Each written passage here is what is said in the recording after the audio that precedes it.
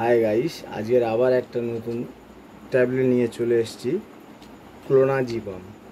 এই ট্যাবলেটের কাজ কি, কী জন্য দেওয়া হয় এবং এর কম্পোজিশান কি? এর কম্পোজিশান হলো ক্লোনাজিপাম 0.5 mg এবং 1 mgও হয়ে থাকে। এই ট্যাবলেট রাত্রে খাওয়ার আগে কিংবা খাওয়ার পরে খেতে হয়। যাদের অতিরিক্ত চিন্তা, ডিপ্রেশনে ভুগছেন, তারা এই ট্যাবলেট খায়, ডাক্তার পরামর্শ নিয়ে খায়। অবশ্যই পরামর্শ নিয়ে খাবেন, নাহলে বিপদ হতে পারে।